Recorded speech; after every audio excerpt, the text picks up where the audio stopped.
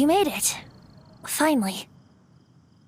Just tell us where you meet next time, okay? We looked everywhere.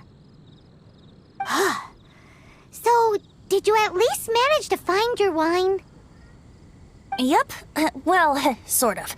Jack made it out to be a rare collector's edition vintage, when actually it's just a half bottle of regular cider. This takes me back.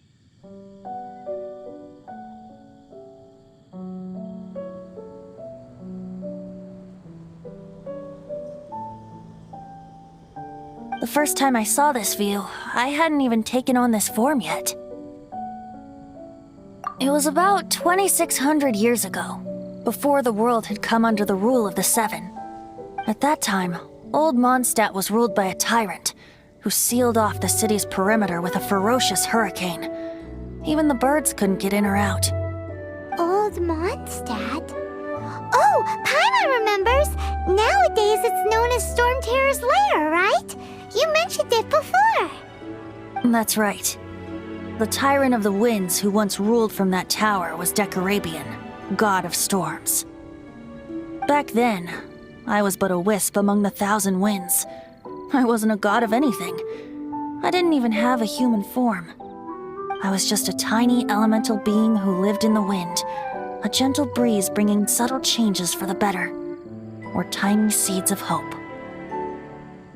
A tiny elemental being? Without a human form? Venti, do you mean you used to look different than you do now? Yup. My current form is not so different from the situation with fake Stanley. I took the form of a friend. In old Mondstadt transpired the story to be told, where a tyrant ruled. I met a boy not that old. The lyre he played, and for a song he sought. But storm walls blocked blue sky. He was sincerely distraught. "I do so wish to see the birds in flight," said he, his strong eyes filling with light. But his voice was lost in the howling wind's churn, for the whirlwind takes and gives not in return. The true sky and songs that cageless soar, were they not wishes worth fighting for? So the boy turned, extending his hand. "Let us cast down the tyrant and his walls from this land." The young boy raised then the flag of revolt, and I threw myself into freedom's tumult. Victorious were we who fought to be free.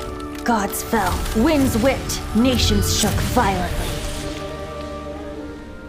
In the smoke, a despot met his doom, and we watched as his great tower fell none too soon. Mondstadt began anew, the story passed down, and since then never has another worn its crown. So then what? What happened to your friend?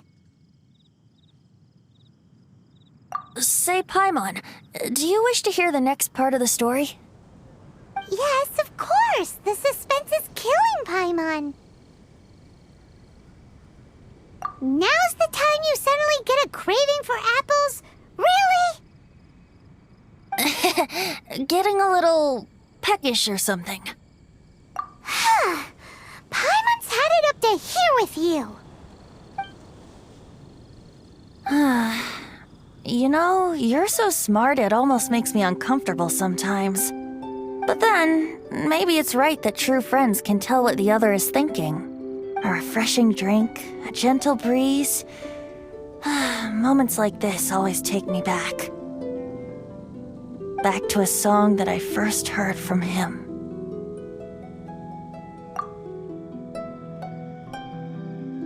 Fly, fly away. Like a bird in the sky.